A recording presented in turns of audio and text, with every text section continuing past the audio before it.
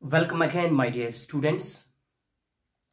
Today, my topic is about simple and compound sentence. Firstly, I would like to explain what is a simple sentence. Let me write it. Let me write here simple sentence.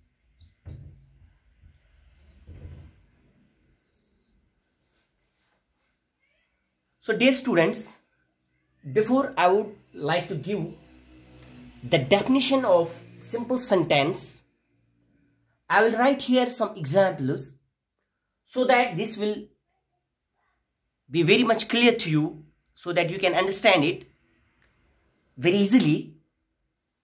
Let me write some examples here. Example first, the house is white. Number second example, I will write the red car is fast. Let me focus on these two examples first, then I will write some more examples. You see, so far as this sentence is concerned, we are having a subject and a predicate. We are having a subject and a predicate. So the house here, it is the subject and this is the predicate. And you know, my dear students, so far as the sentence is concerned, we are having the two parts. One is the subject and another is the predicate. So again, the red car here, it is the subject, and this is the predicate. Let me write some more examples. I'll write the great teacher likes students. The great teacher likes students. So here you see the great teacher, it is the subject, and here it is the predicate. Another example I will write, his courage won him honor. His courage won him honor.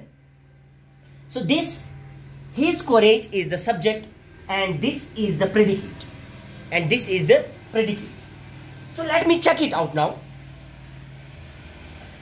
So while defining simple sentence, if I will define simple sentence, now I am in position to define simple sentence with the help of these examples. I will write a simple sentence. A simple sentence is that which has one subject and one predicate.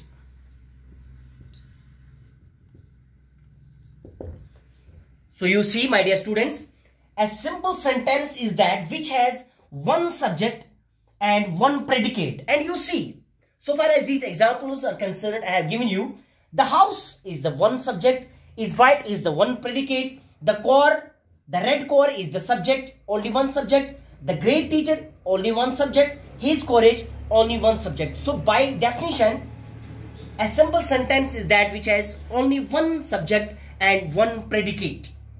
And here it is, I will define it in another way. I can define it in another way. So far as the simple sentence is concerned, simple sentence,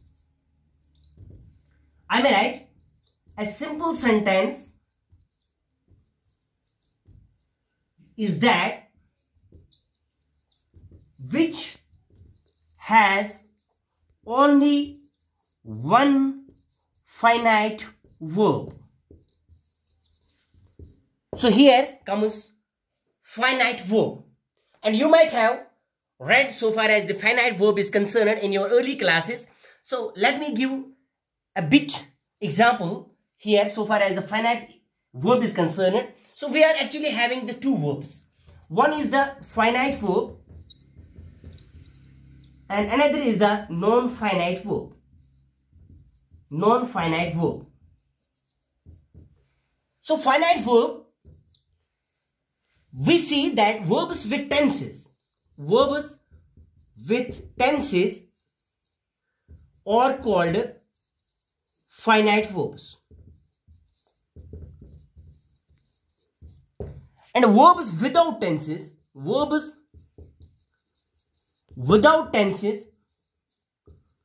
are called non-finite verbs.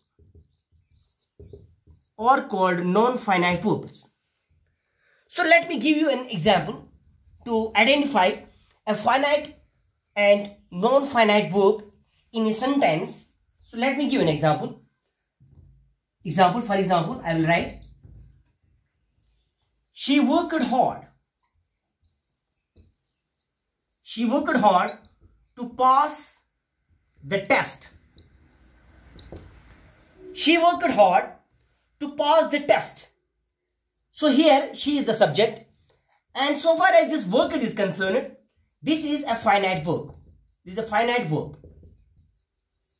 because so far as the worked is concerned, it's having the tense, present and the past. And so far as to pass is concerned, to pass is a non-finite verb. It's a non-finite verb, to pass. So usually we are having three types of, so far as non-finite verbs are concerned. We are having this is so far as this gerund is concerned, gerund, and we are having infinitive, and we are having participles. But here it is not my subject to actually explain these non-finite verbs. It's not my subject, but it was very important for me to discuss here finite and non-finite verb. Now let me come again to the topic so far as my topic is concerned. Okay, I wrote here some examples, my dear students, already. For example, one example I gave you, the house is white. One example. And another example I gave you, his courage won him honor. His courage won him honor. So first definition, so this example should actually it should exist so far as the definition is concerned, and it should stand with the definition. So definition is a simple sentence is that which has one subject. So we are having here the one subject and one predicate. We are having here his courage, one subject and one predicate. And by second definition, a simple sentence is that which has only one finite verb. You see, his courage won. Won is the finite verb. Only one finite verb, and is the finite verb. Only one finite verb that is won. So this is the simple sentence. Now let me come on compound sentence.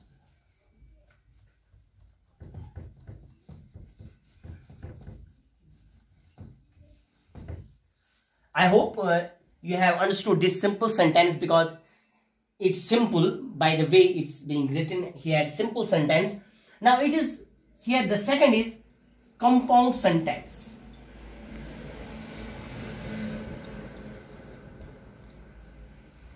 Compound sentence. So again here, before defining this compound sentence, to give the definition of this compound sentence, I would like to write some examples here first so that it will become very much clear to you. For example, I will write, the moon was bright. The moon was bright and we could see our way. And we could see our way. And we could see our way. So, my dear students, please look. The moon was bright. We could see our way. The moon was bright. If I will divide this, I will write like this. First I will write the moon was bright. And then I will write we could see our way. We could see our way. You see, these are actually two main clauses. Main clause or principal clause.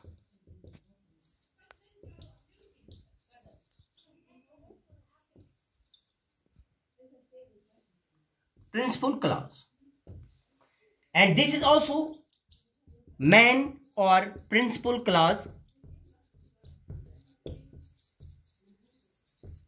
or independent clause. You see, this is the main clause and this is the main clause.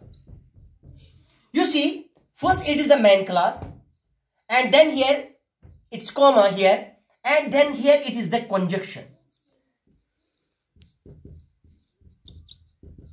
So while joining the these clauses, so far as the compound sentence is concerned, we actually put and or some conjunctions to join the two clauses.